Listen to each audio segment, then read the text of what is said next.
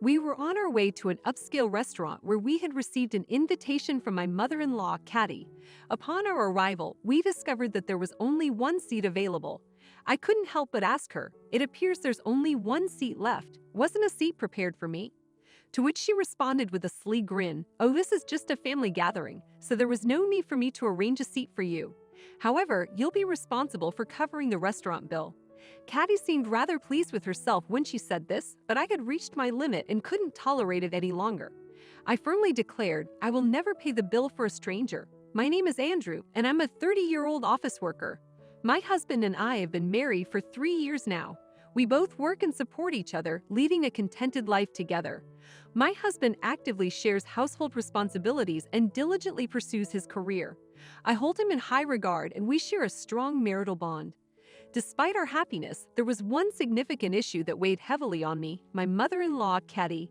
My husband has a younger brother named Max, and Andrew being the eldest, Katie naturally favors him. Andrew often remarks, "My mother is overly protective, and she can be quite a handful." While he's not a mama's boy, it's evident that Katie is the one who is excessively doting, probably due to her perception of her eldest son as the most dependable. Consequently, she views me as the one who married him as a rival. Adding to the peculiarity of the situation, our homes are only a 20-minute drive apart. We live in close proximity to each other, which is why Katie persistently calls us to visit her incessantly.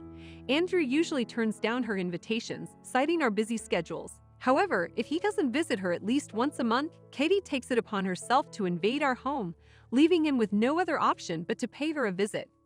I wouldn't mind if Katie limited her interference to my husband, but she also targets and harasses me, which can be quite exasperating.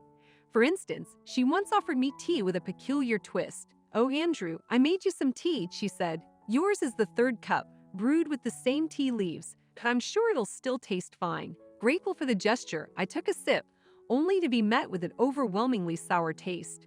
It seemed she had added an excessive amount of vinegar, and my facial expressions clearly conveyed my discomfort. Katie found my ha ha ha. "I love that expression on your face. It's just so fun to tease you," Katie would say, always catching me off guard with her unexpected provocations. Not only that, she often used abusive language when addressing me, and the most unfair part was that she never did it in front of my husband. It was always when we were alone that she chose to pick on me and be unkind. Lately, Katie had taken to pestering me about whether we had been blessed with a grandchild. "Andrew, when are you going to have a baby?" she would ask. Well, Andrew and I are still focused on our careers, so we're not in a rush.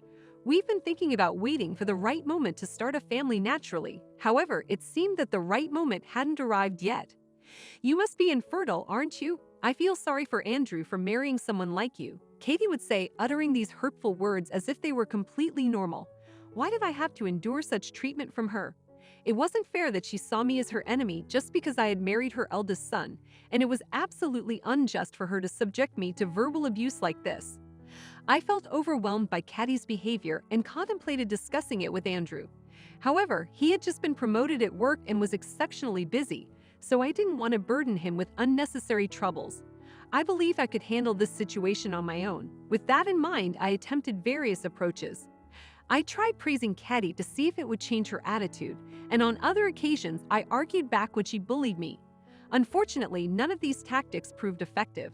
They only seemed to make Katie even more insufferable. Then news arrived that Andrew's younger brother Max was getting married. While I congratulated Max and his fiancée on their upcoming marriage, I couldn't help but feel sorry for Max's future spouse, Denial. I was certain that Denial would face difficulties once she discovered what kind of an insane, jealous mother-in-law she had married into. Max and Denial had a grand wedding ceremony, with Denial looking stunning in her wedding dress. She used to be a model and had a remarkable figure. Seeing her in that beautiful gown, I couldn't help but think she could easily grace the pages of a wedding magazine. The first New Year's after Max and Denial's wedding arrived, and we gathered at my in-laws' house for a traditional New Year's Eve dinner with relatives. I had no doubt that Katie would put Denial to work, assisting with the preparations.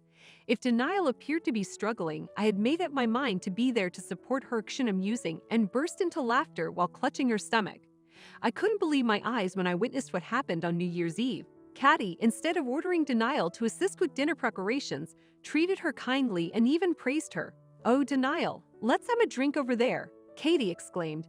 You're such a lovely girl, and I'm so proud of you. You're nothing like my eldest son's wife, who can't seem to do anything right when I ask her to help me.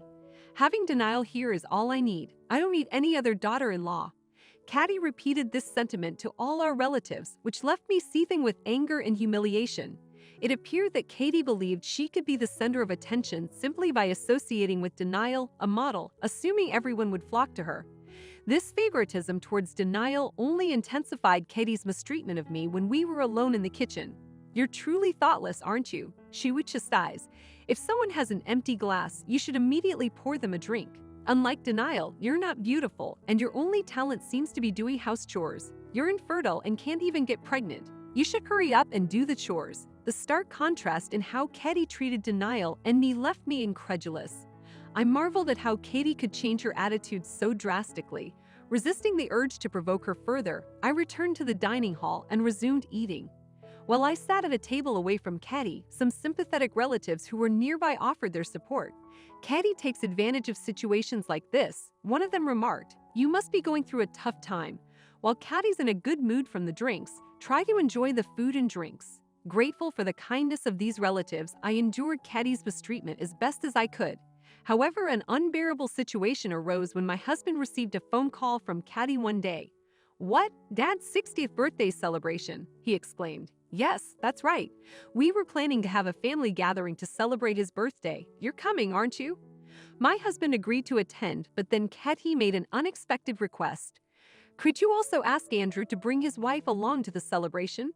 "Sure, I'll ask if she can make it or not," my husband replied. Katie's voice was quite loud, so I could overhear their conversation on the phone and understand what was being discussed.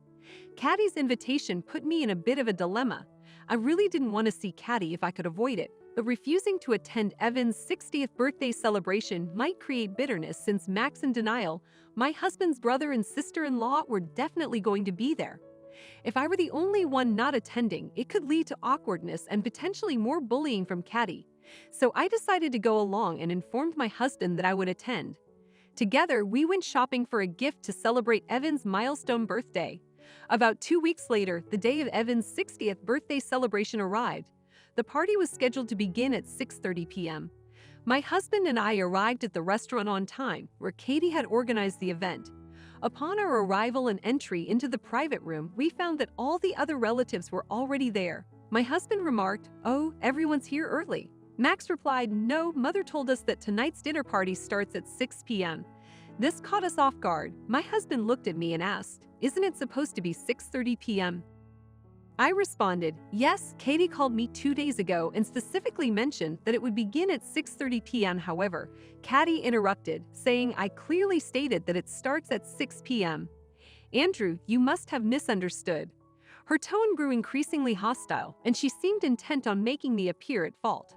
Realization struck me that I was being set up. Katie was trying to paint me as the culprit and turn everyone against me. Despite the confusion, Avon, the party's main host, intervened and suggested, "Let's not dwell on it. We won't run out of food, and now that we're all here, let's begin." My husband and I proceeded to find an available seat at the end of the dining hall. However, something caught my attention. When I reached the seat, I noticed that only one remained vacant. It couldn't be a coincidence. Katie had orchestrated this event. There's no way Katie would have forgotten to prepare a seat for Andrew. She must have intentionally omitted a seat for me. Perhaps she lied about the starting time to ensure we'd be the last to arrive. I couldn't hold back and asked her directly, "You didn't prepare a seat for me?" Katie responded with a mischievous grin. "Oh, did I perhaps make a mistake? Did I miss a seat for you? I'm sorry. I thought I had enough seats for everyone, but I must have made a mistake then, Katie's lie was so transparent that it was almost laughable. In response, Andrew volunteered to find another seat and left the room. Feeling awkward standing there alone, I also decided to leave the room and wait for my husband to return. Curiously, Katie followed me outside, apparently seeing an opportunity to taunt me. She remarked, "Your panicked face was a masterpiece. Aren't you ashamed at all for doing this?" I retorted, "If Evan or Andrew finds out about you bullying me like this, they would be furious with you." Katie dismissively replied, "Of course, they won't find out. I'm bullying you in a way that they won't ever discover." I sighed in resignation. I really didn't expect that you wouldn't prepare a seat for me today. After all, a wife is not just a stranger and blood relations aren't the only family bonds, I countered. Caddy shrugged off my words callously. This is a family gathering, so there's no need to prepare a seat for a person like you. I couldn't help but question her. Then what about denial? She's a wife too. Isn't she special? Katie grinned slyly. If she's there, everyone will naturally pay attention to me. She's different. Frustrated and fed up, I decided it was time to leave. I've had enough. Even if I could secure an extra seat, I won't stay any longer. Caddy seemed unsurprised by my decision. Of course, who would allow you to attend this party? Oh, but you'll have to pay for the restaurant bill. She said it with a smug satisfaction. But I had reached my limit and wasn't going to comply with Caddy's demands anymore. I retorted firmly, I will never pay for a stranger's bill. You said it yourself, Caddy, that a wife like me is a stranger. Do you normally pay for other people's meals and drinks then? Well, you certainly don't appear to be the type to offer such generosity, though. I replied, just stop and accept it. Caddy persisted. I declared, I'm leaving now. Caddy panicked and asked if I was truly leaving. I retorted, what do you want? You're the one who kicked me out. Caddy stammered, well, it's my treat for today's celebration. That's why I'm supposed to pay for this dinner party. I couldn't fathom her logic. Feeling absurd, I said, so you intentionally chose this fancy restaurant to make me pay for it? Katie nodded, convinced of her reasoning. I shook my head and headed for the exit, ignoring her protests. A few minutes later, Andrew called me, asking where I had gone, as his mother told him I left on my own. Frustrated, I replied, I can't stand it anymore. Andrew seemed puzzled and asked for an explanation. I told him, you'll understand when you hear the recording I'm about to send you. I hung up and forwarded Andrew the secretly recorded conversation with Caddy. I had taken it upon myself to document our interactions whenever I was alone with her. Andrew texted me shortly after, saying, leave it to me. Trusting his judgment, I headed home. Half an hour later, Andrew called to inform me that he had asked Caddy to leave the party and requested that I return. Following his instructions, I returned to the restaurant. When I entered the private room, Andrew, Avon, and Max approached me, each offering sincere apologies. They all expressed remorse for not recognizing the harm Katie had been causing me and for failing to monitor her actions more closely.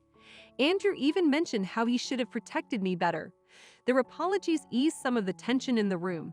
According to Andrew's account, he played the recording in front of everyone and confronted Katie about her actions. Faced with undeniable evidence, Katie had no choice but to admit her wrongdoing. Avon, understandably furious, immediately informed Caddy that he was divorcing her and escorted her out of the venue. Katie even appealed to Denial for help, but Denial, now aware of the truth behind Katie's sudden kindness, refused, citing her lack of trust. No one sided with Caddy, and she shouted in frustration, demanding to know why they believed my words. Avon firmly responded, that's enough. I can't tolerate this any longer. I'm divorcing you. With Caddy out of the picture, there was an empty seat at the celebration, allowing me to rejoin the party and celebrate Evan's 60th birthday peacefully. Evan was delighted with the gift my husband and I had chosen for him, and we all enjoyed a pleasant evening together. We split the bill equally, with Max and Denial covering the other half. Subsequently, Evan proceeded with the divorce from Caddy. Despite Caddy's pleas to Andrew and Max for help, both were too disillusioned with their mother's behavior to assist her. Caddy, who had been a homemaker throughout her life, now resides in a modest apartment and works part-time for minimum wage. Witnessing Caddy's circumstances served as a stark reminder for me to treat others with kindness and respect. If I ever have children and they marry in the future, I am determined never to behave like Caddy. For now, I cherish our peaceful married life and vow to never mistreat a spouse as Caddy did to Andrew. Ultimately, Evan's decision to divorce Katie reflects the consequences of her actions, and I believe she received what she deserved. I wish Andrew a joyful life with his wonderful husband.